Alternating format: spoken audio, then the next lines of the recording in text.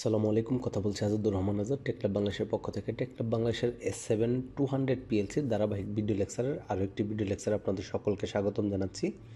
আজকে আমরা শিখব হচ্ছে একটা টাইমারের সাহায্যে বিভিন্ন কম্পেয়ার ফাংশন ব্যবহার করে কিভাবে অটোমেটিক রিভার্স ফরওয়ার্ড করা যায়। তো তার আগে আমি আপনাদের অটোমেটিক রিভার্স ফরওয়ার্ড বোঝানোর জন্য ব্লক ডায়াগ্রামটা বোঝাচ্ছি, অর্থাৎ পাওয়ার ডায়াগ্রাম যেটাকে বলি। তো আমরা জানি যে একটা মোটরকে যদি আমরা উল্টো দিকে ঘুরাইতে চাই তাহলে আমাদের কি করতে হয়, জাস্ট তিনটি ফেজের যে কোনো দুইটা ফেজকে নিজেদের মধ্যে যদি আমরা এক্সচেঞ্জ করে দিই তাহলে মোটরটি উল্টা ঘুরে। তো আমরা দেখতে পাচ্ছি এই পাওয়ার ডায়াগ্রামে এই একটা ম্যাগনেটিক কন্ডাক্টর L1, L2 এবং L3 এই ম্যাগনেটিক কন্ডাক্টরের মাধ্যমে মোটরে আসছে। এবার এই ম্যাগনেটিক কন্ডাক্টরকে অন করলে মোটর একদিকে ঘুরবে, আর এই ম্যাগনেটিক কন্ডাক্টরের মাধ্যমে আমরা এই L2 এবং L3কে এক্সচেঞ্জ করে মোটরে দিয়েছি, অর্থাৎ এই ম্যাগনেটিক কন্ডাক্টরকে অন করলে মোটরটি রিভার্সে ঘুরবে।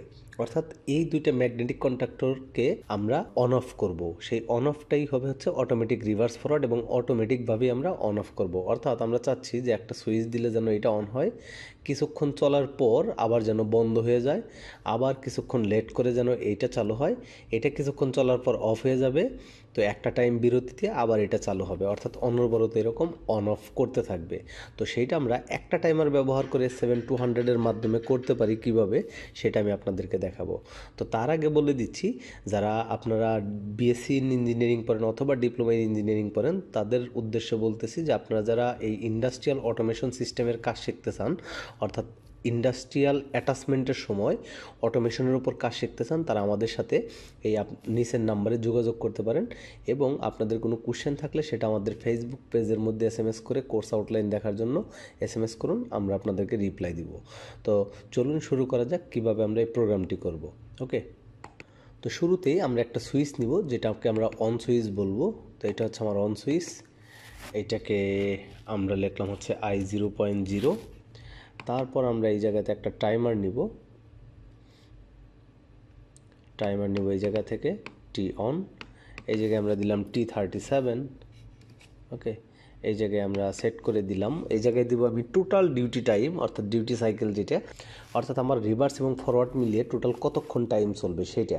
অর্থাৎ আমি ধরে নিলাম প্রথমে 5 সেকেন্ড অফ থাকবে, 10 সেকেন্ড ফরওয়ার্ডে চলবে, তারপর আমরা ধরে নিচ্ছি আবার 5 সেকেন্ড অফ থাকবে, 10 সেকেন্ড রিভার্সে চলবে। তাহলে আমাদের টোটাল টাইম হচ্ছে 5-10-5-10, অর্থাৎ 15-15-30 সেকেন্ড। অর্থাৎ আমরা এই জায়গায় সেট করলাম 300, অর্থাৎ এই 300তেই হচ্ছে 30 সেকেন্ড, প্রতি 10-এ হচ্ছে 1 সেকেন্ড করে, অর্থাৎ 100 মিলি সেকেন্ড, এবং 10 গুণ করলে হবে 1000 মিলি সেকেন্ড, অর্থাৎ 1 সেকেন্ড, অর্থাৎ আমরা এই জায়গায় 30 সেকেন্ড সেট করলাম। এখন আমরা কম্পেয়ার ফাংশন ব্যবহার করব। কম্পেয়ার ফাংশনে আমরা ব্যবহার করব হচ্ছে এই টাইমারের যেই পিটিটা সেটা হচ্ছে ওয়ার্ড টাইপের, অর্থাৎ কম্পেয়ারের এই জায়গা থেকে আমাদের ইন্টিজার যেটা সেটা ব্যবহার করতে হবে। তো আমরা চাচ্ছি 5 সেকেন্ড পরে অন হবে, অর্থাৎ যখন টাইমারের ভ্যালু হবে 50 তখন এটা কি হবে, অন হবে। অর্থাৎ টাইমারের ভ্যালু হতে হবে ইজ গ্রেটার দেন ইকুয়াল 50, অর্থাৎ T37 এর ভ্যালু হতে হবে 50-র বেশি। চলবে কতক্ষণ, 10 সেকেন্ড, অর্থাৎ 50 থেকে 150 পর্যন্ত। তাহলে আমাদের এটা দিতে হবে যে স্মলার দেন ইকুয়াল T37, এই জায়গায় দেবো আমরা 150, অর্থাৎ 5 সেকেন্ডে গিয়ে অন হবে, 15 সেকেন্ড পর্যন্ত চলার পর আমার ফরওয়ার্ডে ঘোরা অফ হবে, অর্থাৎ ফরওয়ার্ডটাকে আমরা চালাবো Q0.0 আউটপুট দিয়ে। তাহলে আমার হয়ে গেল। এইবার আমরা চাচ্ছি 5 সেকেন্ড অফ থাকবে, অর্থাৎ এতক্ষণ হওয়ার পর বিরতি থাকবে। বিরতি থাকলে আমি রিভার্সে অন করার আগে টাইম লেট করাবো। তো টাইম কিভাবে লেট করাবো, তো আমার এটা 150-এ গিয়ে অফ হচ্ছে, আমি এটা 200-তে চালু করব, অর্থাৎ এই 150 থেকে 200 পর্যন্ত আমার টাইমারের এই সময়টুকু এটাও চলবে না, এটাও চলবে না, অর্থাৎ এইটাকে চলতে হলে অবশ্যই 200 হতে হবে, 200-র কম থাকলে চলবে না। অর্থাৎ এইটা 150-এ গিয়ে অফ হবে আর এটা 200-তে চালু হবে, তাহলে মাঝখানের 5 সেকেন্ড আমার কোনোটাই অন থাকতেছে না, এবং এটা চলবে কতক্ষণ পর্যন্ত, 10 সেকেন্ড, অর্থাৎ 200 থেকে নিয়ে 300 পর্যন্ত। তাহলে এটা আমার চললো। এখন আমার কাজ হচ্ছে এটা তো একবার চলবে, 300 হয়ে গেলে তো টাইমার আর কাউন্ট করবে না, আমার এটাকে আবার কী করতে হবে, পুনরায় চালাইতে হবে। তার জন্য আমরা কি করব, আমরা এই জায়গায় টাইমারের একটা ওপেন কন্ট্যাক্ট নিব T37, এবং টাইমারকে আমরা রিসেট করে দিব। এই জায়গায় আমরা দিব হচ্ছে বিট লজিক থেকে রিসেট ফাংশনের আর নিব, আর এর এই জায়গায় লিখব T37, এই জায়গায় আমরা দিব ইভেন্ট নাম্বার, আমরা অলরেডি রিসেট সম্পর্কে জানি। তো এই হয়ে গেল আমাদের অটোমেটিক রিভার্স ফরওয়ার্ড। প্রোগ্রাম।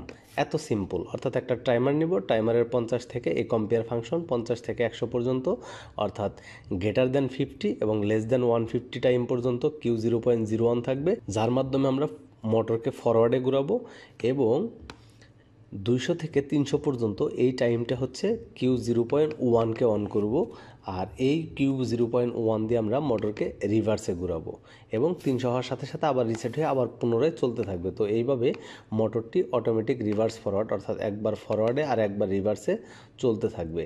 তো আমরা ম্যানুয়ালি কীভাবে অটোমেটিক রিভার্স ফরওয়ার্ড করি, অর্থাৎ পিএলসি ছাড়া, প্রোগ্রাম ছাড়া, সেটা দেখার জন্য আপনারা অবশ্যই আমাদের প্লেলিস্টে গিয়ে অটোমেটিক রিভার্স ফরওয়ার্ড লিখে সার্চ দিলেই তাহলে আপনারা আমাদের এই টিউটোরিয়াল পেয়ে যাবেন। এটা দেখে শিখে নেবেন যে কীভাবে অটোমেটিক রিভার্স ফরওয়ার্ড ম্যানুয়ালি করতে হয়।